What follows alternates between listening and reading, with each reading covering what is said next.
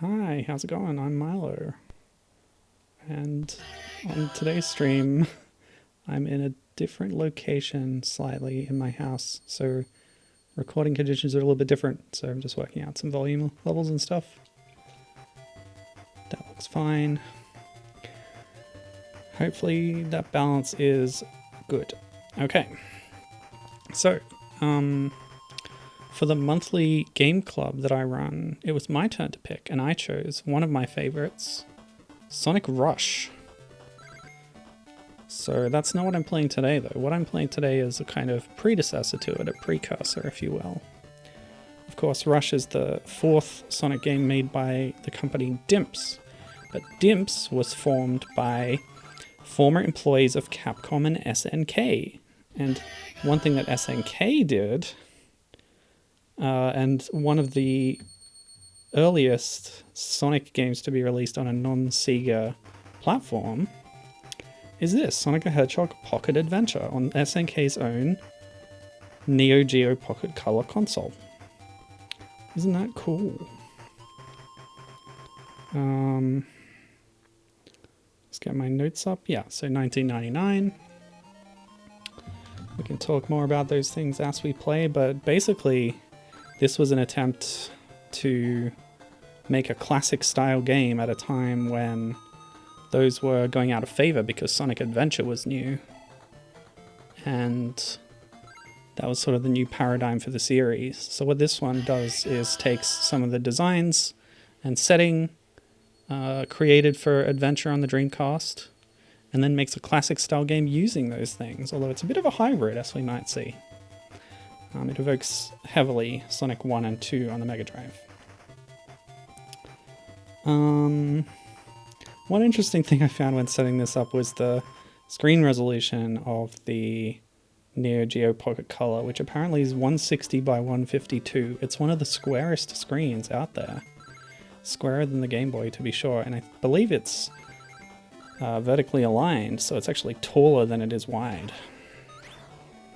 Alright, let's get underway then, shall we? Okay. On the sides of the screen, I've also put in the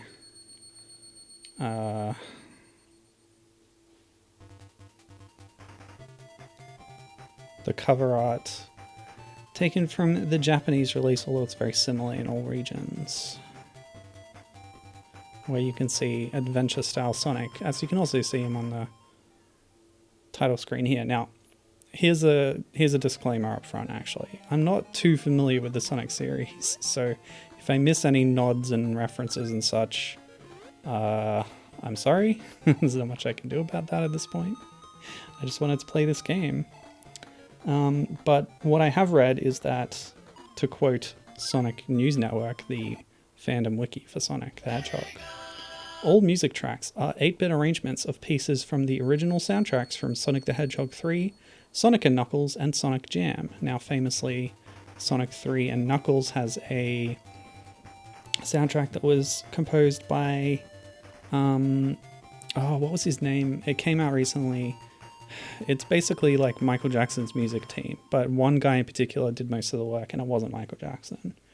But the sort of copyright legal issues for the soundtrack itself are kind of tied up and problematic, so whenever they re-release Sonic 3 and Knuckles, as in the recent Sonic Origins collection, they have trouble, and they replaced the soundtrack, or rather, they replaced the released soundtrack from the Mega Drive games with an earlier version of the soundtrack that they had composed prior to the other music team coming on board. So you can hear that sort of quote-unquote original score in the PC release of Sonic 3 and Knuckles, I believe. Anyway, let's start the game. Nope, my control's not working. There it is working. Great. So I'll show you a few options in the menu. First, go to Room. Room is sort of the nomenclature for the different modes of the game. So Trial Room has like challenges, speed challenges and such. Oh, I didn't know I'd need to do that, but anyway. Sonic looks very strange in those images. The Jewel Room is interesting, and I read about this. Okay, I think it's searching for whatever the Neo Geo Pocket Color's link cable was called, because this is the multiplayer mode. It's probably going to kick me out. But in this mode, multiplayer room, one of the modes you can do is called Sonic Rush, which is a race between two players connected on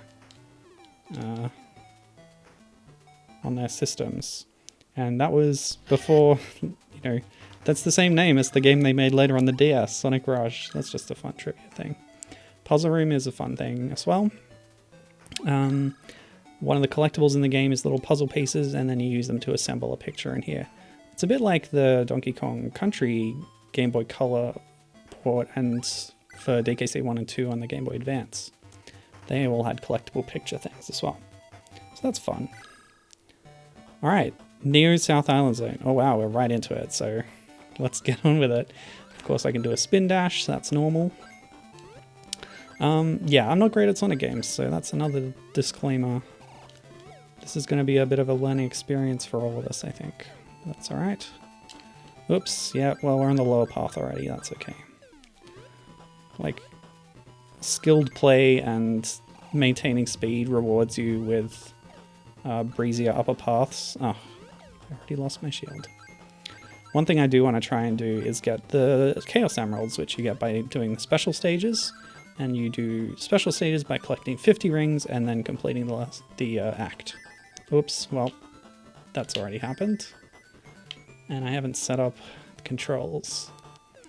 So I will be using rewinds, because why not?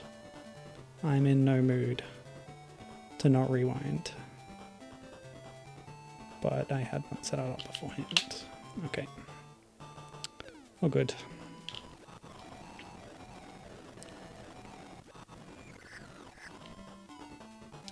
Take that, monkey face.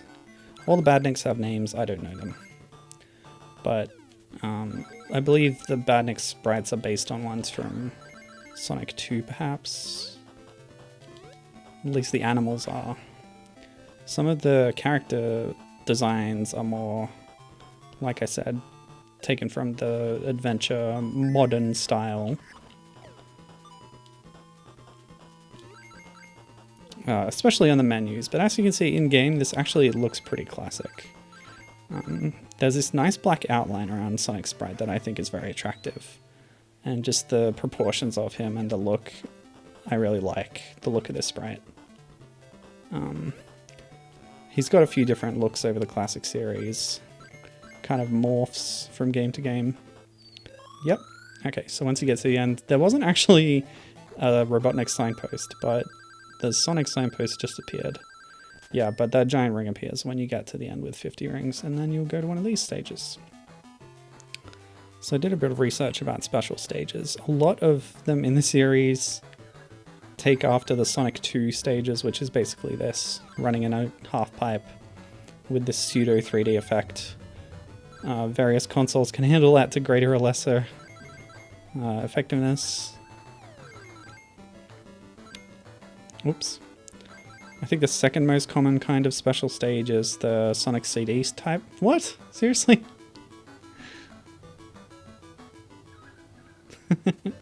I guess that's it. You just fail. Alright, well, next time I'll save state before I start one and I'll do it properly.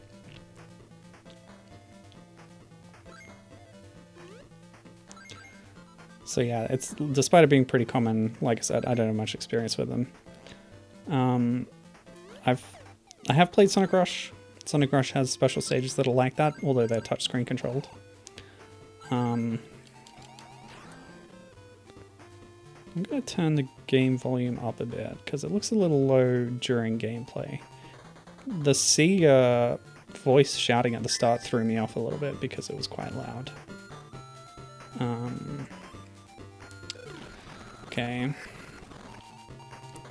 But yeah, during gameplay, the music's a bit quieter, and I would like people to appreciate the soundtrack, and if they could recognize any compositions from Sonic 3 and Knuckles, that would be interesting to hear about.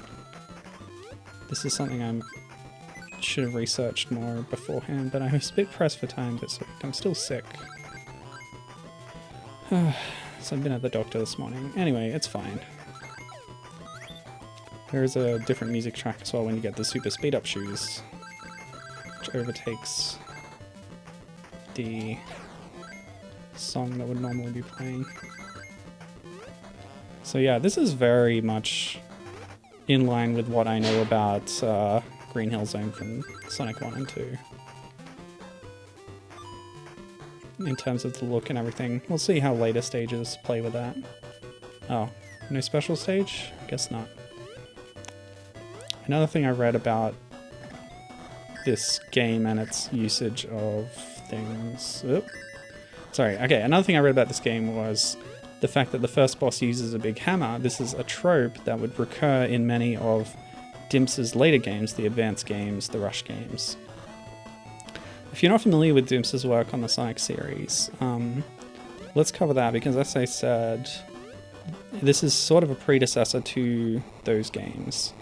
A lot of the names in the credits are pseudonyms, so it's a bit hard to be sure, but Dimps was founded by ex-Capcom people and ex-SNK people, and this is an SNK Sonic game.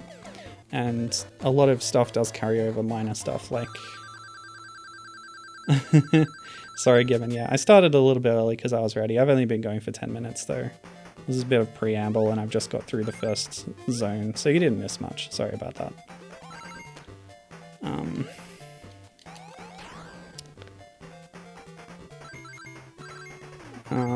Yeah, so... Oh, that was cool. So if you get enough speed, you'd be able to grab that picture thing. Like I said before, much like Donkey Kong Country on a Game Boy Color. You know what, I'm gonna rewind so I can grab that. Yeah, much like Donkey Kong Country, they have these collectible pictures that you can grab in this game. Although, I don't need to explain things for Gibbon, she's very familiar with this game.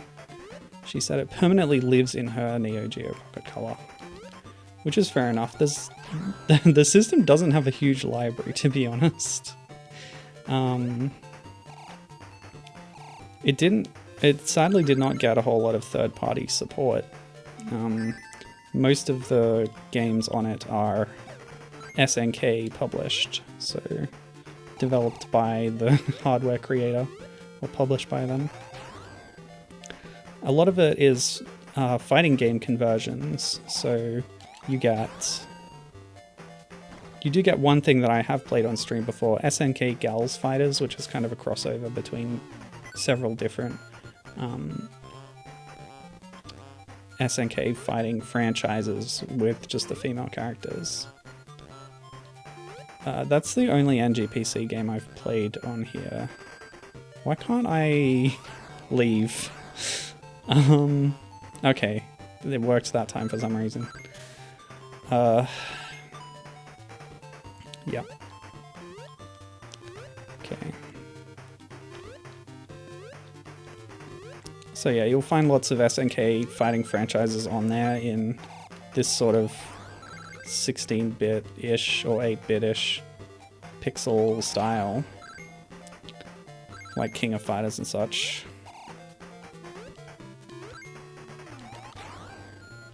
What? You need to jump to hit the checkpoint. Oh, I already got that one? Oh boy, I'm lost. Why am I going left anyway? You should never go left in a platformer, surely. Oh, okay.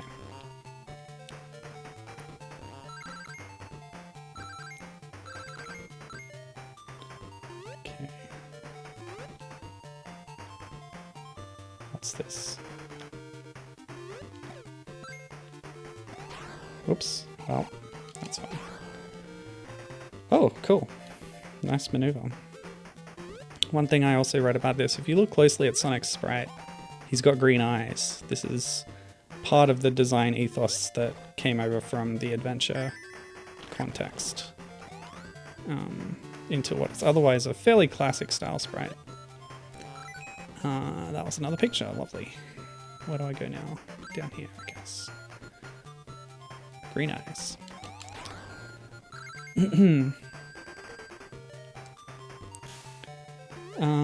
Yeah, so a couple of things on the Neo Geo Pocket Colors library. Oh, okay, that's a death pit.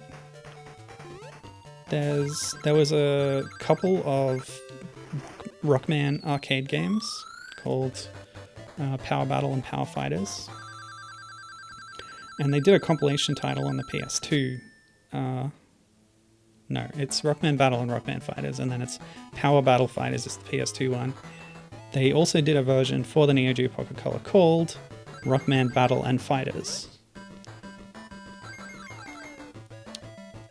So that's pretty much all I know about it, but Gibbon has brought up a couple other ones. Oh. How many do I need? It was 30, wasn't it?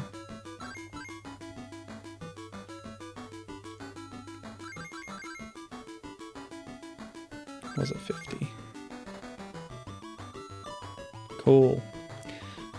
Gibbon mentioned that she's still looking for an English copy of Facile. Lol. I don't know what that is. I've never heard of Facile. Can you tell me more about it, perhaps? She also mentioned... Oh, a flower. Okay. She mentioned, I also own Ogre Battle Gaiden, but that was never released in English, unfortunately. So Gibbon's very much into the Ogre Battle, Final Fantasy Tactics, Ivalice type of strategy RPGs from Square and NX.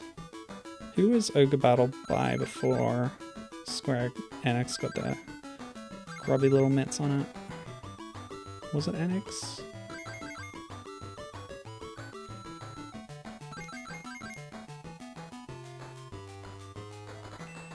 Oh. Yes. Oh, okay. Missed something there.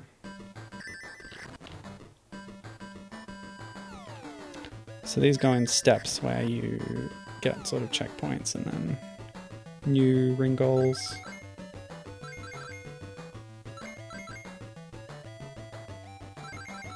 I think that's how they worked in Rush 2, although in Rush they were styles controlled. I think I've said that.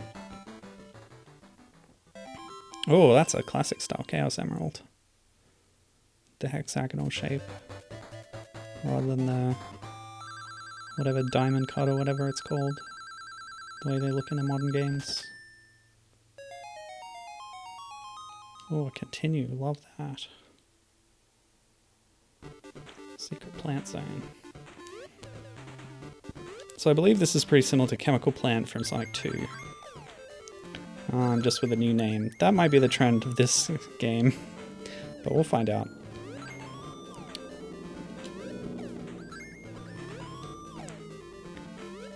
Oops. Whoa, that was odd. I don't think that was supposed to happen. Yeah. So one thing that the Sonic series became known for over time was having alternate playable characters. It really started in Sonic 2 with Tails. Hey, nice. But Sonic's the only one playable here. I had a look because one thing that appeals to me is fan mods that replace Sonic with other characters. There's a ton of them, especially for just the classic Mega Drive games. Making Amy playable, making Sally Acorn playable, just, yeah, lots of different options that are cool. There's even one I've played on stream before, putting Bubsy into Sonic 2. But yeah, this game is not easy to mod apparently. There's only one mod that I could find for this, and I didn't apply it. I wanted to get the vanilla experience for now. But yeah, somebody made a mod called Sonic... Oh god, what was it called? Winter... Something to do with winter. You can find it on the Game Banana page for Sonic Pocket Adventure. It's the only one that exists there. And it adds a sort of winter theming to some levels with snow and stuff. And it also makes Tails and Knuckles playable, whereas they aren't in the base game. So that's cool. Fans doing cool stuff, as always.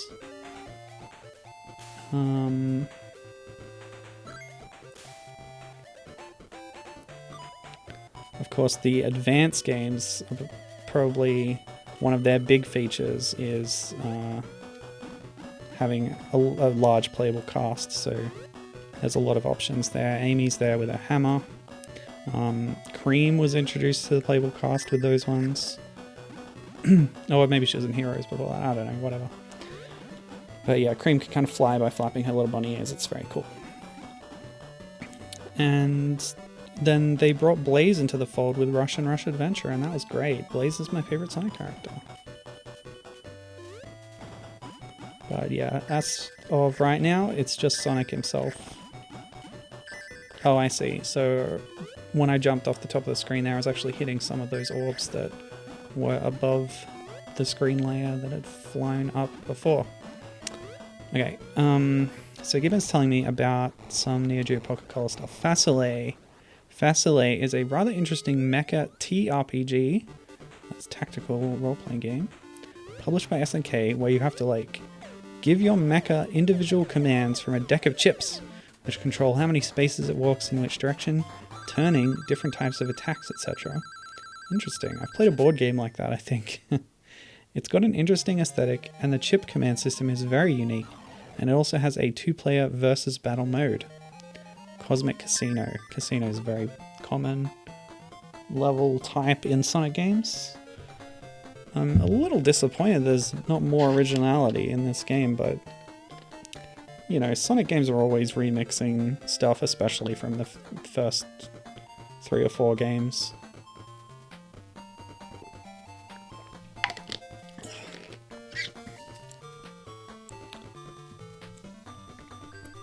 And as for the Facile English copies, go for $400 plus on eBay, says Gibbon.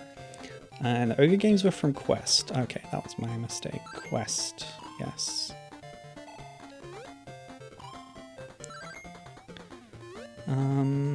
Gibbon's also clarifying that Cream was created for Heroes, but introduced earlier in Advance 2. Okay, so Advance 2 did actually debut her, although she was originally concepted for the Amy Rose team in Heroes. They realized that the game otherwise introduced nothing new to the series and was just more Sonic Advance. Wow, okay. Not that there's anything wrong with that. No, I wasn't really aware that this is just Sonic 2 with slightly remixed stuff, no. So, but it, yeah, okay. Sorry, forgive my ignorance. I did read that it sort of reused some things from Sonic 1 and 2, but what it seems now is, yeah, like you say, that it's a bit more of a close remix of Sonic 2, with a couple added extra classic things as well. Yeah, interesting.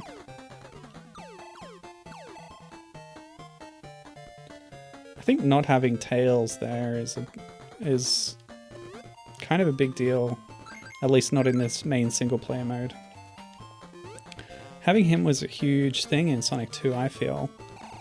Not only in terms of expanding the cast of the series, but having these different modes where you could play as Tails, or you could play as the team together, or you could even have 2 players controlling each of the characters. And yeah, playing together in a team like that. Those are really cool things about Sonic 2 that aren't being remixed here. So it's those mechanical things that I think are one of the highlights of Sonic 2. Oop, okay. Oh, that was a nasty trap. It's alright, we avoided it this time.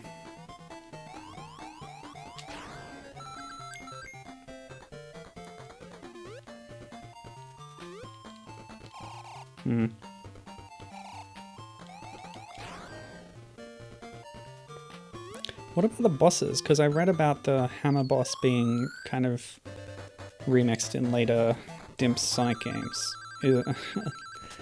Yes, again, forgive my ignorance, but are the bosses remixed from Sonic 2 as well? I'm curious.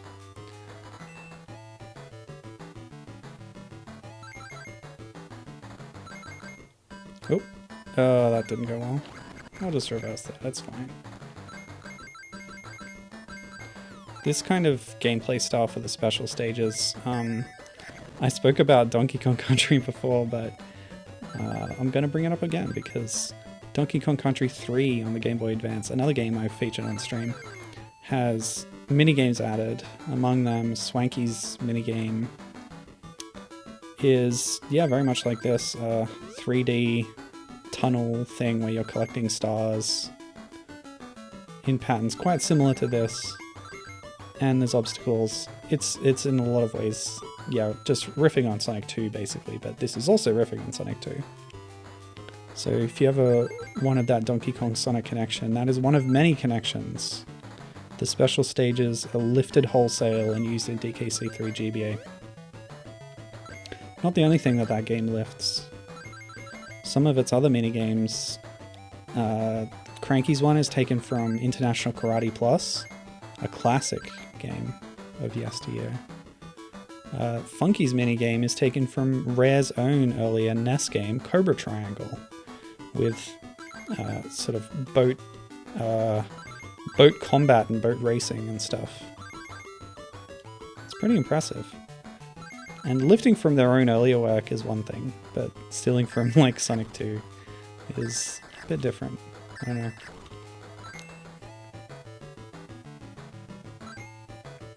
The draw distance on this is not great, so I don't have a whole lot of time to react sometimes. I don't know what that flower does either. Perhaps the manual could tell me. I was looking through it earlier. The translation didn't seem to be very good in the manual, to be honest. I was looking at the European version. It was a bit clumsily worded in places. I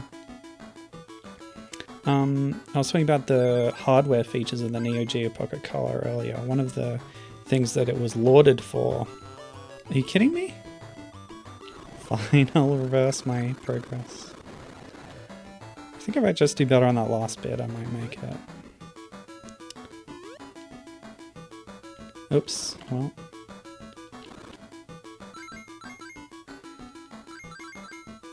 Yeah, so one of the things it was lauded for was the little joystick thing. In place of a D-pad like many other systems had for directional control, it had this kind of mini joystick with micro switches, apparently, which called back to its kind of arcade roots of SNK and the kind of games that they were porting to it.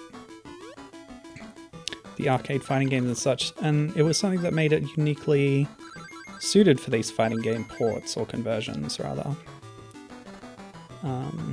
But yeah, it would have been interesting to play this 2D platform with a little nubby joystick like that.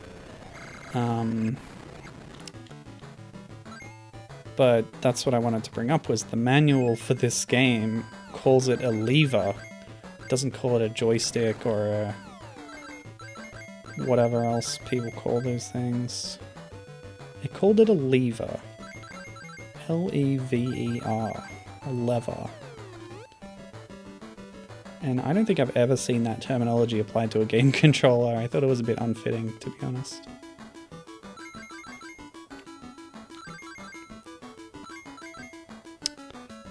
This is bad. I'm gonna load again from the very start and try and do better. Gibbon says she loves the stick on the Neo Geo Pocket Colour. Well, that's cool. I've never touched a real one, to be frank, so I don't know what it feels like on the real unit. I've just mapped all these inputs to my D-pad on my DualShock 4 here. Gibbon says, I wish more handhelds would have them. It's better than the PSPs, in my opinion. That wouldn't be hard. The PSP stick is not great. Yeah, not my favorite. And because often, you know, the handhelds, they have to make compromises when they're trying to get a control scheme like that onto a very small device. The 3DS's circle pad, also not great if you ask me. I'm not a fan of that one exactly. Okay. And especially the little nipple that they added to the new 3DS on the right side. That's kind of dodgy. Not that many games even used it. I think the only game I have that supports it is the Majora's Mask port.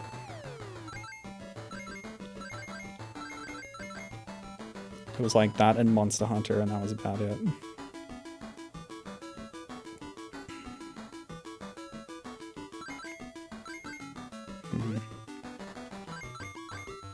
Ugh. I'm not doing very well.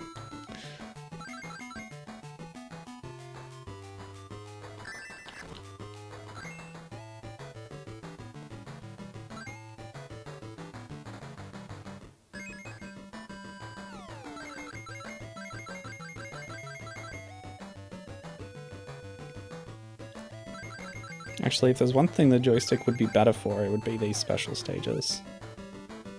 Compared to the D-pad. If it gave you more control over your motion. Oops.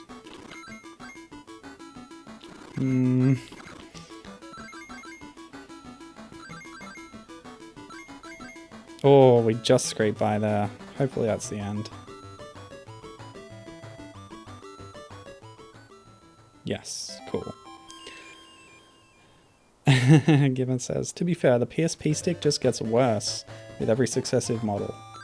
I have a launch style PSP, she says, which is the best one, but still.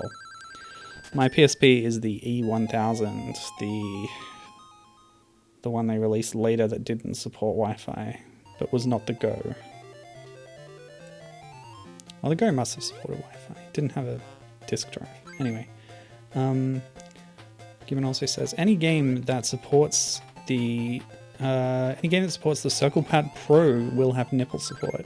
Well, how many of those are there? Oh. Oops.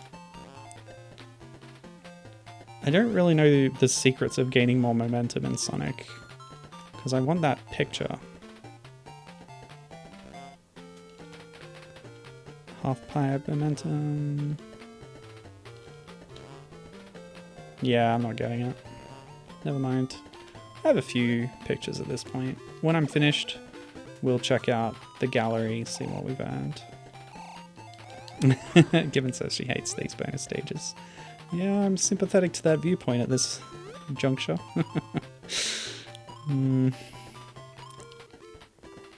But they're so common in the Sonic games. Like I said, like every other Sonic game that's classic style that they release has those half-pipe things. And every time they are not fun, I think.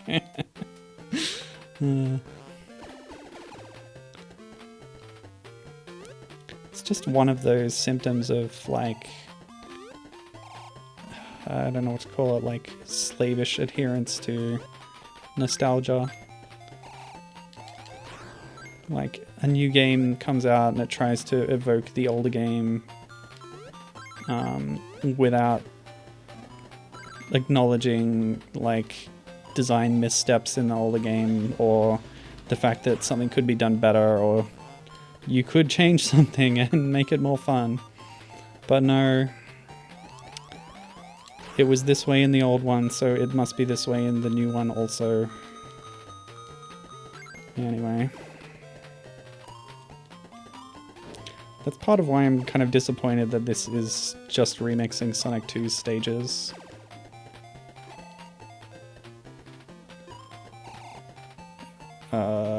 Part of it is, in principle, I disagree with that style of designing a game, but personally, I don't have attachment to Sonic 2, so it's not going to hit for me if I play this game. You know what I'm saying? Like, are you just courting to old fans, or are you trying to make new fans too?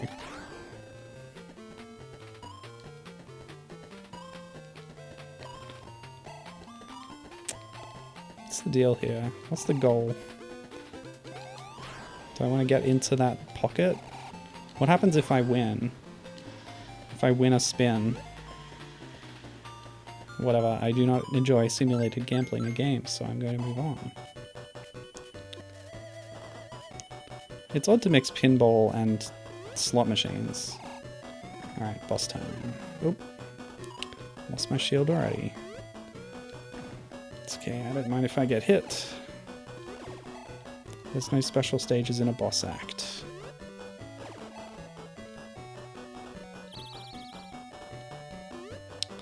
Okay, okay, Gibbon looked it up. Thanks for checking that out. She says... Oops. Do I even have a chance to get those rings back? They were hanging around, but I sort of passed through them, it seemed. There I go. Okay, you can get them. So yeah, according to Nintendo.fandom, there are 25 games that support Circle Pad Pro, and a decent chunk of those are Monster Hunter titles. Yes, indeed, Monster Hunter often drives hardware. Case in point, the PSP, as you mentioned, was very much a Monster Hunter machine, especially in Japan. That's what it was for. That's what it played. There was even a collaboration between the Metal Gear title on PSP and Monster Hunter. Or was that Peace Walker that had the Monster Hunter thing? That was on Vita. Well, I think same goes for the Vita, to be honest.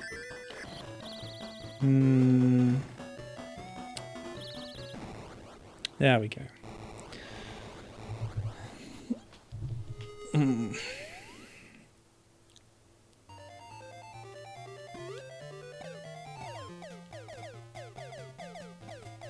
Peace Walker was PSP. Okay, cool. Yeah, I was like, there was Portable Ops, there was also Portable Ops Plus, Aquatic Relics Zone. You got me curious, so I'm looking it up now. Supported games. Okay, I found the site you mentioned. Dynasty Warriors, Dragon Quest, Codename Steam, oh yeah, that bestseller. Kid Icarus Uprising, which I played before I had my new 3DS. So. Kingdom Hearts, Bunny Isaac Rebirth, yeah, that would work. Dual stick shooter kind of thing. Luigi's Mansion, sure. The Mario and Luigi remakes. Bunch of Monster Hunter games. And a few more as well. Shantae. What did the extra stick do in Shantae and the Pirate's Curse? I do not recall this. Alright, Aquatic Relic Zone. This is going to be very much... what's it called? Labyrinth Zone? Maybe? Hey, it's Grounder! From the cartoon!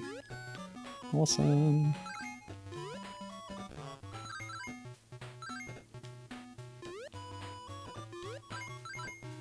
I hope there's enough zones for me to actually get all the Chaos Emeralds, having missed the first special stage. I guess I'll find out. And be horridly disappointed at the end if I don't get it. Because I spent so much time. In fact, why don't I just take the pressure off myself and decide right now, I'm not going to bother. I'm not getting all the Chaos Emeralds. This is a casual playthrough. That's how I tagged it. Yeah, I'm not getting them. Yep, screw it. Getting all the Chaos Emeralds usually unlocks playability as Supersonic. But, you know, you can watch somebody else's stream for that. Not that this game gets a lot of love, I believe. That's partly why I found it attractive to play, because it's obscure, it's not talked about as much. Okay, so Gibbon was telling me, yeah, Peace Walk was on PSP, there were no Vita Metal Gear titles. Wasn't there a version of the HD collection released for Vita? And it only had like 2 games on it, and one of them was like just the PS1 version. I may be wrong about all this, but you definitely could play PS1 classics on the Vita, which included Metal Gear Solid 1 at least. But yeah, that's very nitpicky, so I will concede the point to you there. But yes, Peace Walker had Monster Hunter stuff. But also, there was a special Monster Hunter PSP with a better grip and expanded battery pack for longer playtime. That's amazing. I'm glad to know that. Ugh, bloody fish. And yes, there we had the famous Sonic drowning music, very tension building. And the air mechanic. It's a fantastic mechanic to exist in video games. Just kidding, I hate it. Okay, I understand. Those Robotnik panels, if you walk in front of them, they will shoot an arrow at you. I understand, I understand. Yes, okay. See, I told you Monster Hunter drove hardware decisions. Oh boy. I'm not gonna make it this time. Maybe if I... Yes! I was hoping for that. Getting above water just before drowning. It's great.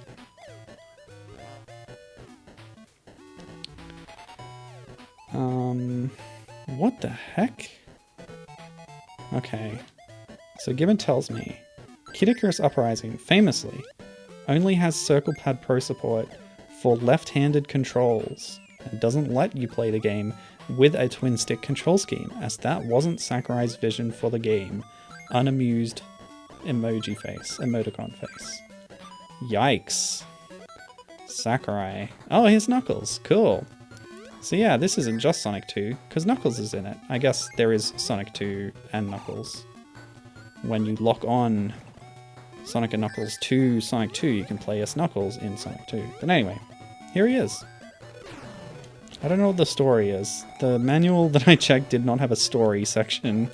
So as for why why Knuckles is here, I cannot tell you that. But what?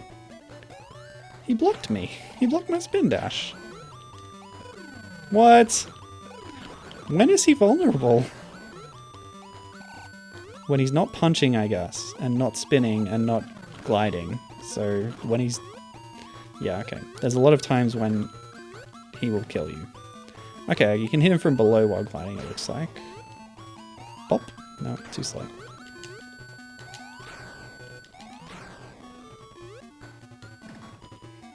Yeah, so the fists protect him from the front, but you can hit him in the back. Oh. But he's too quick.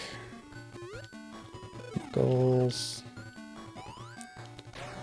So yeah, this is pretty similar to Knuckles' role in Sonic 3, I believe. He was an antagonist figure. Because he'd been duped by Eggman, by Robotnik. But then you play through his story in Sonic and Knuckles. I think that's how it worked.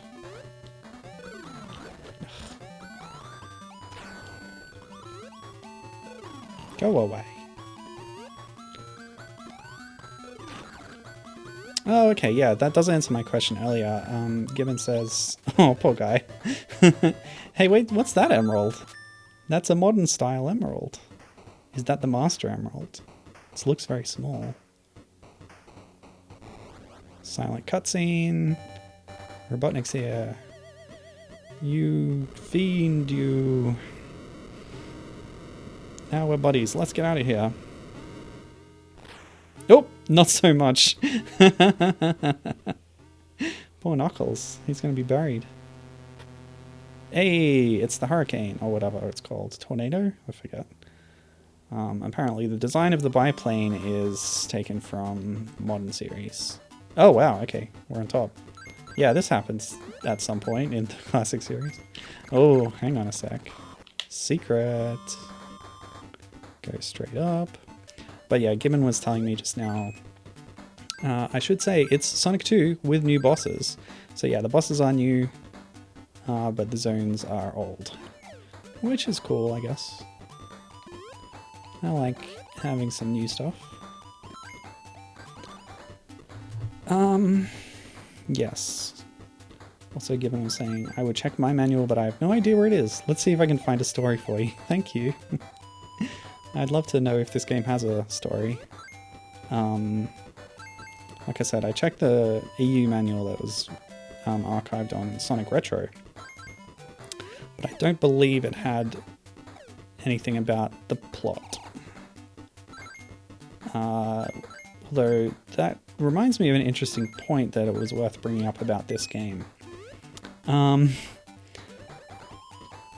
Sega does not acknowledge that this game exists. This is an interesting fact to me. all the more reason to play it and show it off. It's sort of like Nintendo and the Zelda and Mario games on the Philips CDI, never acknowledged. In 2021, there was a Sonic reference book encyclopedia thing released, and this game was notoriously absent from that, as if it was never created at all. The writer on many Sonic projects, Ian Flynn, actually weighed in on this topic off book. Let me see if I have that noted down here. Yeah, he said that the game was out of limits or off limits for Sega. They were unable to even mention the name of this game. That's how much it's like off their radar. Possibly legal reasons, or I don't know what. So yeah, very strange. It's an SNK developed game on an SNK produced console. Yeah, I'm not bothering with special stages anymore. I think we've seen all that we care to do for those.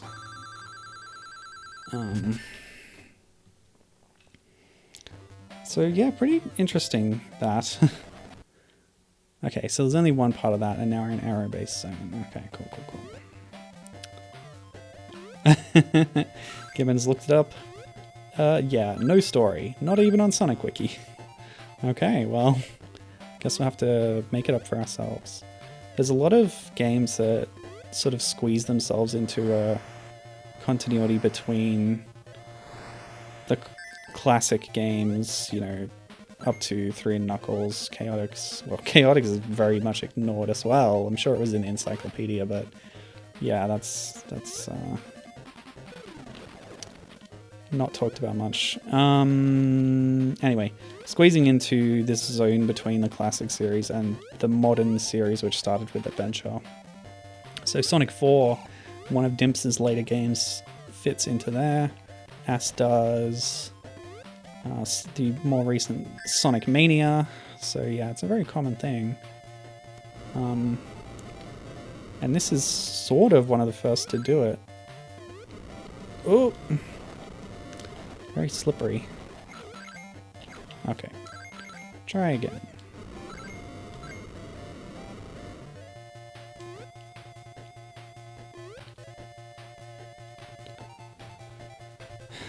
It almost feels like a reboot, like the fact that it's taking modern era designs, putting Sonic 2 plus some stuff from 1 and 3 in there, instead of another take at that story.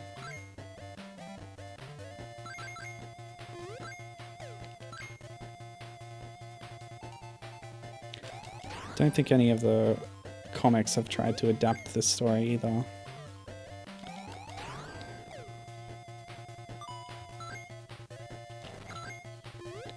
Sometimes they do that, they adapt a game's storyline and tweak it for their setting.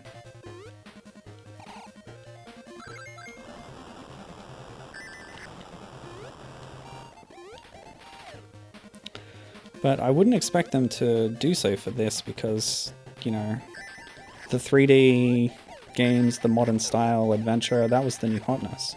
This is kind of a throwback at the time, catering to older school fans in a way.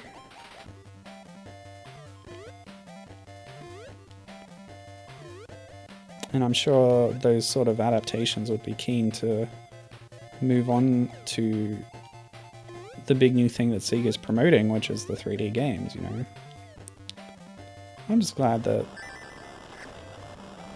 they still allowed 2D games like this to be made, especially because it led to Rush, which is frankly quite excellent and probably my all-time favorite aspect of the Sonic series in general. Go! Oh wait, I can, yeah. I'm trying to do tricky maneuvering with a little roll, but I can spin dash, of course. 1 up, thank you. I've recently been playing the Sega Mega Drive and Master System Picross game by Jupiter. And it's a lot of fun, it's really cool. It's I think, the newest Picross game by Jupiter at the moment. So it's got a lot of nice features, but yeah. Also, lots of retro Sega goodness in there. Although I don't recognize all of it. What the heck is this? These cycles haven't lined up for some reason. There we go. There's a little bit of Sonic in it.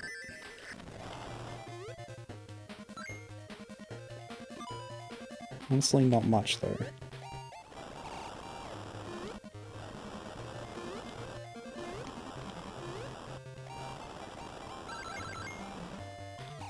And lots of stuff I've never heard of.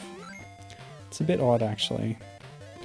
To be frank, the choice of games to represent in there is quite strange. But this is one of Sega's problems. A lot of stuff that was very popular and mascot-worthy in those days for them, they don't own anymore. Like, a few things that I thought of while playing it were like Echo the Dolphin, Toe Jam and Earl. These things just don't belong to them anymore, and much like this game, they can't reference them. Anyway, it's cool. Oops. Oh boy. Yeah.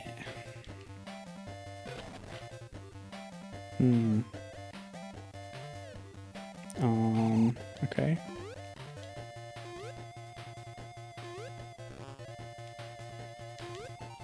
Yeah. It's so slippery.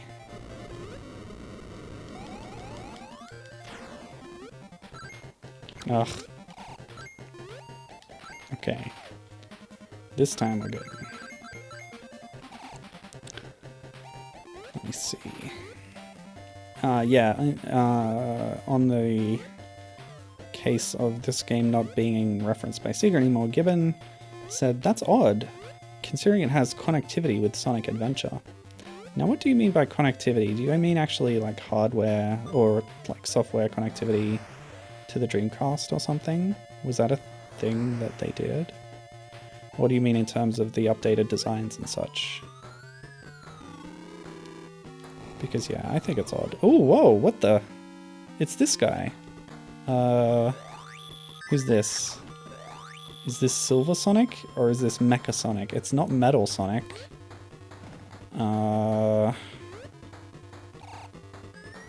I'll figure it out. Nope. Give me a ring. Yeah.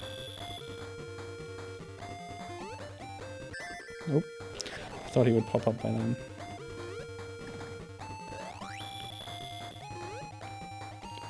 The different 16 and 8-bit Sonic games had various different metallic Sonic duplicates.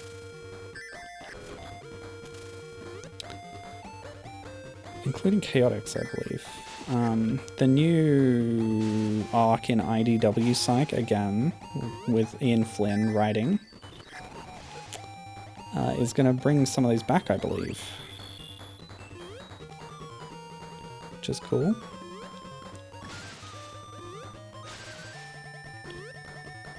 Various comics have referenced them over the years.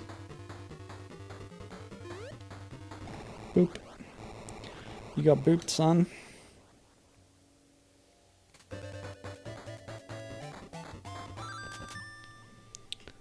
Might be Silver Sonic. Silver Sonic. The problem with trying to look up Silver Sonic is you get Silver the Hedgehog from the Sonic series. No, that's not Silver Sonic. Gigantic Angel Zone. Another dimension. What? Oh, that's from Sonic Mania? Whatever. Mecha Sonic?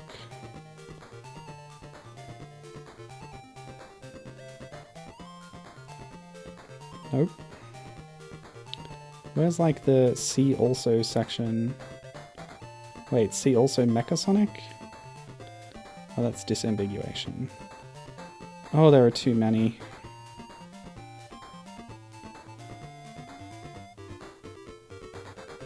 This one? Yeah, so that's Mecha Sonic from Sonic 2. I should have known.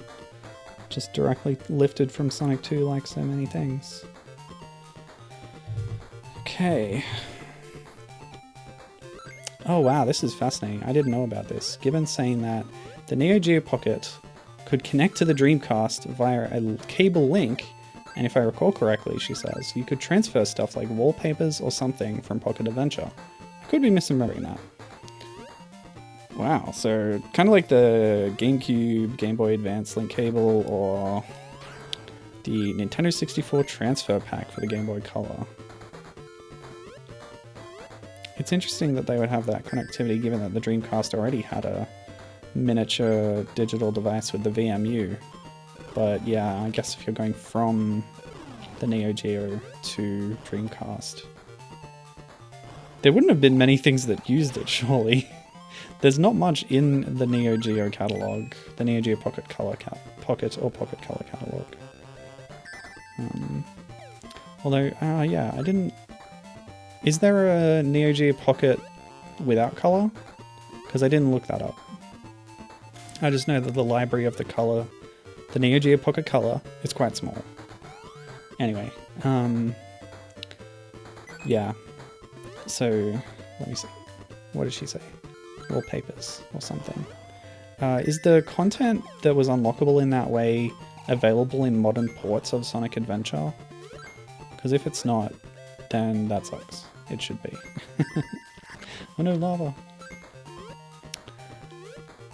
And Gibbon also says that all these Sonic robots having slightly different names is dumb, and you should just call all of them Metal Sonic in my opinion. Well said. Yeah.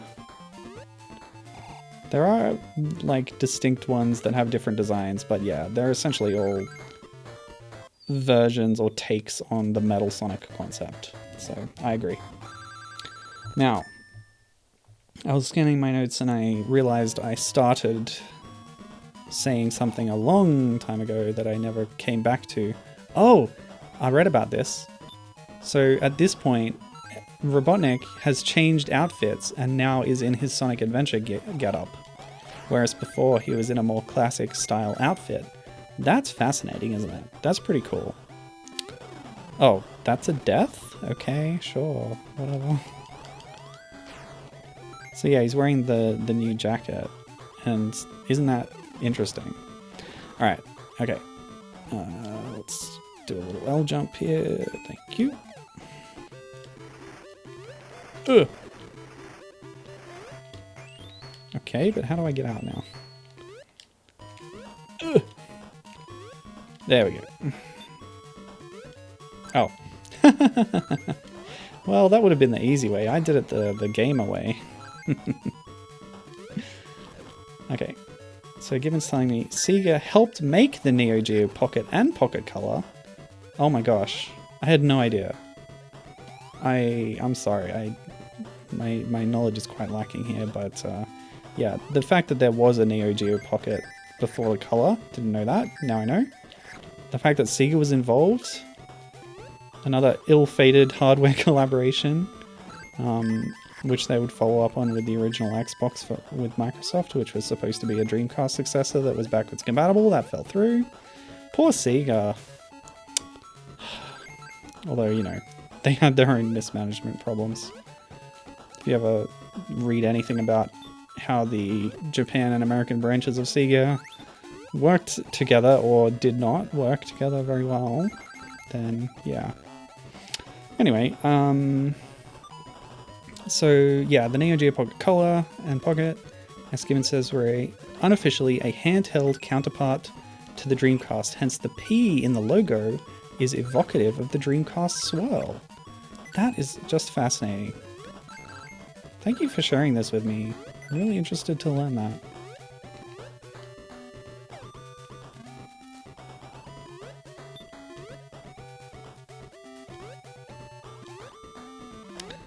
But yeah, something I started saying but didn't finish was something I wanted to cover about, aren't you supposed to be able to spin this and like make the bolt go up? Okay, you just have to do it at the right spot or whatever. Yeah, but I was going to tell you about Dimps' Sonic games if you weren't aware of the sort of undercurrent of Dimps development in the Sonic series. That's fun. Yeah, during this boss fight is probably a good time to do it. So Dimps came in with, you know, after some of the people involved probably made this game, they formed their own company. And they got on the Sonic Advance series. So they did Sonic Advance 1, 2, and 3. We've talked about them a bit. They introduced Cream and had a lot of other fun stuff about them, multiple playable characters. A proto version of this kind of boost momentum system that Rush kind of iterated on further. So yeah, after their Advanced trilogy on their GBA, they did Sonic Rush on the DS, the best Sonic game. It's got a really killer soundtrack by Hideki Naganuma of Jet Set Radio fame. It introduces Blaze the Cat, the best character in the Sonic series. Okay, what's up here? What am I supposed to be doing? I thought I could spin dash the bomb, that's not it. I can't get high enough to reach him. Oh, he dips down. Okay, so I got him when he dips. Yeah, there we go. Yeah, so they did Sonic Rush. They followed that up with Sonic Rush Adventure, a direct sequel on the DS. Still with Blaze around. But they weren't done after that because Sonic Colors came out on the Wii and they were tasked with doing an accompanying game for it. So the third DS game was Sonic Colors, but in many ways it's a continuation of what they were doing in Sonic Rush and Rush Adventure, mechanically and such, which is cool. The only thing it's lacking is a playable Blaze, which is very sad, but yeah, having an unofficial Rush 3 is cool. And after that, there's sort of an unofficial Rush 4, because they were also doing the handheld accompaniment to Sonic Generations, the well-received sort of retrospective game. If you haven't checked it out, the 3DS version is well worth looking into. All its content is completely unique, well, you know, for the most part. They both have Green Hill Zone, because of course they do. But yeah, everything about it is quite different. The modern Sonic stages in Generations on 3DS are in Rush style, so they are still 2D as well, but using the kind of mechanics that Rush involved, while pairing that off with the classic style that was more limited mechanically in terms of, you know, the boosting and stuff. But they do give classic Sonic a mini homing attack, which is interesting, on 3DS. Okay. And of course, Dimps also did the poorly received Sonic 4, which I know Gibbon is a big defender of, and I'm looking forward to playing it myself, but yeah, Episode 1, Episode 2, and Episode Metal, that kind of semi-throwback kind of thing, originally for smartphones and such, but they were kind of pressured into making a console and PC version of it as well.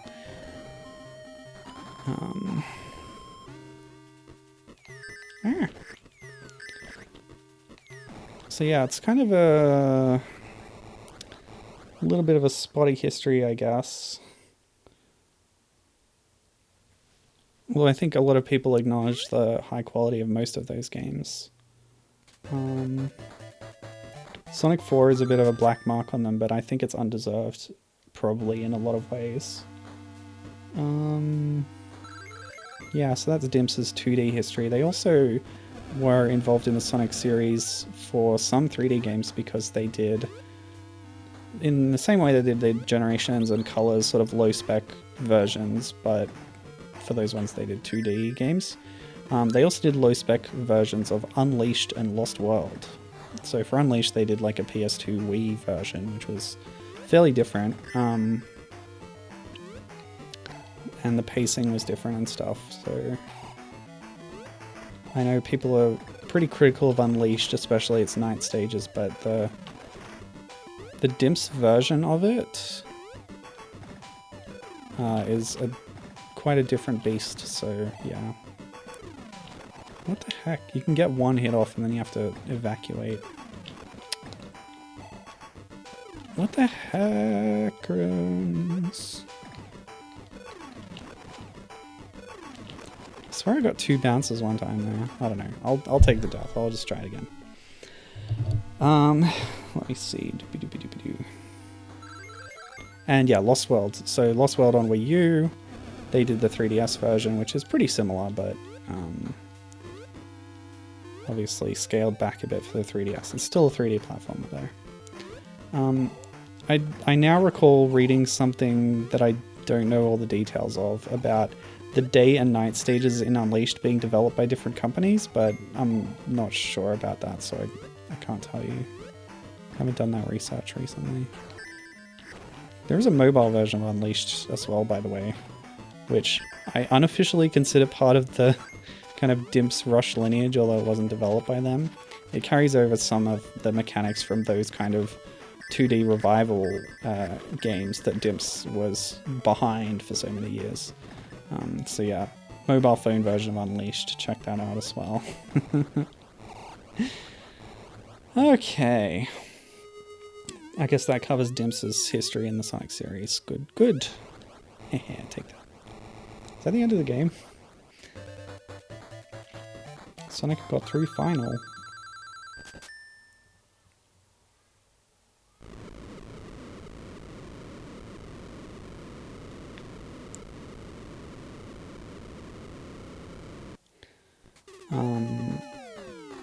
Yes, so... Oh yeah, okay. Given what's clarifying, Lost World on 3DS also has a different physics engine and levels. Yeah, I think I knew that it had all different levels, but yeah, pretty interesting. She also asked me if I'm going to play the console or smartphone version of Sonic 4 because they're different.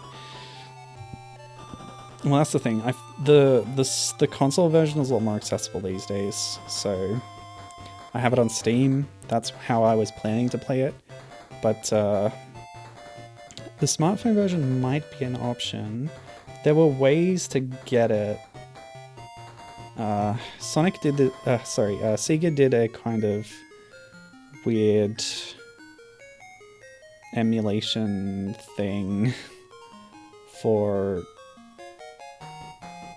some of the older games. Yeah, okay. Looks like I would have to buy it again, but there's like a free version of Episode 2. I believe Episode 2 is more similar between the smartphone and the console versions, is that correct? But yeah, it looks like I would have to fork over again for Episode 1. I got Episode 1 PC version in a bundle, so if I was very invested in it, which I might be by the time I get there, I could pay $4.50 for the smartphone version. If you tell me it's significantly different, then I'll consider it for sure. But as I understood it, there's like a couple of levels that they reworked. But yeah, we can talk about that later. Congratulations! Thanks for your playing. And that's the end. That's Sonic the Hedgehog Pocket Adventure. Get more Chaos Emerald. Okay, so the dodgy translation is not just in the manual, it's in the game too. Okay, so what happens if I do get the Chaos Emeralds? I'm just going to look that up real quick. See what I missed out on, because I'm not doing it at this point. And this actually went quicker than I expected, but I didn't have anything else planned, so we're going to have a short stream today.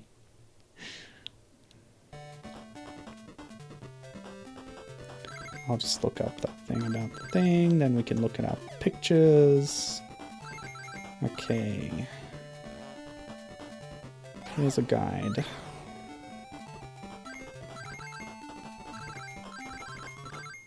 Guide with photo locations. Oh, okay. I think this game was cross-compatible. You could play it on the black and white version of the Neo Geo Pocket. Possibly.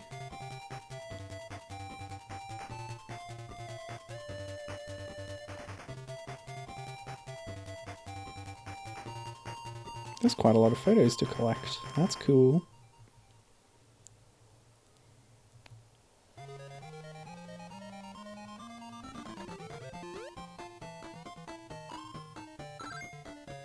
Oh wow, okay. So the 7th Chaos Emerald is on the back of the boss, so we saw it powering Robotnik's machine there. Dislodge it by hitting it several times, then beat the boss. You can now play the chaotic space level, so it looks like you unlock an extra level if you get all the Chaos Emeralds. Oh, that's awesome. Gibbon says you could play all Neo Geo Pocket Colour games on the Neo Geo Pocket. They were all backwards compatible. That's fascinating. She also said in Sonic 4 on mobile, there's a handful of different levels and the game controls very differently. Part of the reason for the physics that people complain about are because you're supposed to be controlling it with a phone's gyroscope. Okay. Wow. Yeah. So I have heard those complaints and they reworked the physics engine for 2. But the way it's meant to be played is with a phone gyroscope, and when they ported that to non-phones, it was a bit iffy, it sounds like. Cool. Well, there's content in this game that I'm not going to see, sadly. I'm going to miss out on chaotic space. Actually, what does continue do? Oh, you can select zone, that's nice.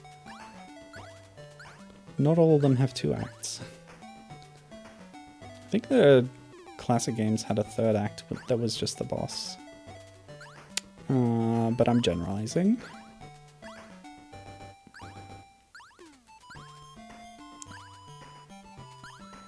And yeah, so it's not telling me which ones I've got the Chaos Emeralds on, which is... yeah, unfortunate. Okay. Puzzle room is what we want. Build puzzle. Whoa, what the? This looks like a Tails to me. Oh, but this is a Knuckles.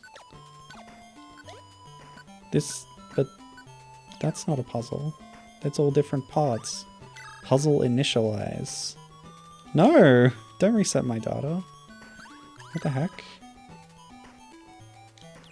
I haven't managed to complete any. I guess I haven't collected the right parts to assemble a complete puzzle. Okay, whatever. Oh, here we go. What's this? Okay, it stores them all here, and then you can shuffle between them by moving them to different tabs. That's weird and complicated. Whatever. But clearly I do not have 9 of the same color pieces, so we won't be able to complete a puzzle. This one's clearly Robotnik. Yeah, it even says Robotnik, not Eggman. I think I read also that there's something about the Tails one, because more often in Japan, Tails is called Miles Prower, which is his actual name. Whereas in the West, he's more often called Tails, but they kind of swap it. So you can actually see right here that it's sort of, you can make out M-I-L, so Miles. I'm playing the international release, so they kind of swapped it by mistake. So in the Japanese version it says Tails, and in the Western version it says Miles. Anyway, we can't assemble a puzzle, sadly.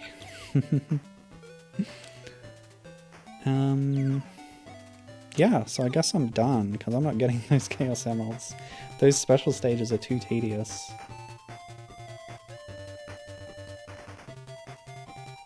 But this is a game I've wanted to try for a long time, since finding out its connection to Rush, because I like Rush a lot. So yeah, it was good to get to experience it at last.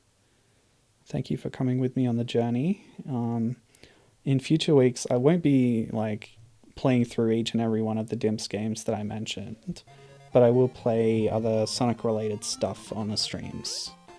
I'm going to be playing the advanced games just in my own time, especially because there's more to them, more different character modes and stuff. They're quite substantial, is the impression I get, in terms of you can replay them and collect a lot of stuff. You can sort of see that coming in here with the pictures to collect, which is nice. But yeah, I wouldn't be able to fully cover those games the way I would like to in the length of a stream. So instead I'll be doing other stuff. I'll be playing fan games or other kind of Sonic related games. the specifics yet to be determined. So just look forward to that. If you've got any suggestions, please let me know. Oh, I wonder if I could capture the mobile version of Sonic 4 and play that. That's a possibility. I'll consider that. But anyway, until next time, see you later, and have a good one. Thanks for watching. This is the end. Farewell.